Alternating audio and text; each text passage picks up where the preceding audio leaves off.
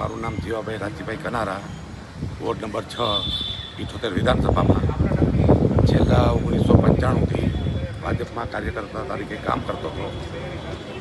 આજ રોજ 11/4/2026 ભાજપમાંથી રાજીનામું આપું છું. મેં વોર્ડ નંબર લોકો પેડો 5 ત્યારે જ્યોતિબેન ભારવાડિયા, બાપભાઈ ચાવડા, કમલાસિંહ 2010 એ 5 વર્ષ કામ કર્યું. 2015 ચાંદીબેન દેર ઉભારિયા એમાં કામ કર્યું. 2021 ભાયાભાઈ દેર ઉભારિયા એમાં કામ કર્યું. 3 સંસદ શ્રી પૂનમબેન માધવની ચૂંટણીમાં કામ કર્યું. નરેશ ખંડોળિયાની ચૂંટણીમાં કામ કર્યું. વિધાનસભામાં હકુબા જાડેજાનું કામ કર્યું. લાલજીભાઈ સોલંકીમાં કામ કર્યું.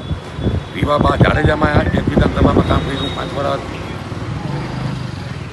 ટિકિટ દાવેદારી કરી હતી, સંગઠને કીધું હતું, માણસોએ કીધું, પબ્લિકે કીધું, ખરેખર મેં દાવેદારી કરી હતી. અંદર વિવાદ ન થાય, ભાયાભાઈ દેરને આપી દો, હું 5 વર્ષ નથી લડતો. આ વખતે દાવેદારી કરી, સંગઠને કીધું, પબ્લિકે કીધું, ભાઈ જીવાભાઈ એકવાર લડો, એકવાર દાવેદારી કરો. એકવાર દાવેદારી કરી, ટિકિટ છતાં પાકી થઈ, પાકી તમારું પાકું છે. છેલ્લે મને કહી તમારું નથી ટિકિટ, બીજા વોટને આપી દીધી છે. એટલે મેં કીધું મને ના દો તમે, હું ના ગમતો તો સ્થાનિકને કોને દઈ દો, ભાયાભાઈને દેરને દો, એ દાવેદાર છે. બીજા 2 જણા દાવેદાર છે એને દો, પણ વોટના સ્થાનિક માણસને દો તો સારું રહેશે, એમ પેનલ આવશે. એ હિસાબે હું આ મારો રાજીનામું દઉં. મને પાર્ટીથી કોઈ જાતનો વિરોધ નથી અને હું વિરોધ બીજો કોઈનો કેસ પહેરવાનો નથી, બીજી પાર્ટીમાં જવાનો નથી. મને એવું લાગે છે કે આમાં છે તો બધી ખબર, 30 વર્ષ થઈ જાય એટલે,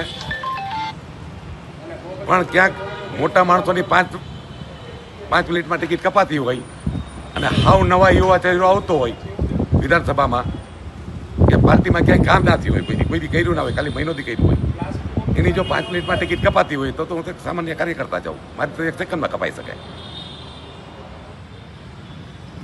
હવે શું કરશો આગળ કંઈ બીજી પાર્ટીમાં જતો નથી, આ પાર્ટીમાં કામ કરવું નથી, ભાજપમાંથી રાજીનામું દીધું છે અને બીજા કોઈ પાર્ટીનો કેસ પહેરવાનો નથી.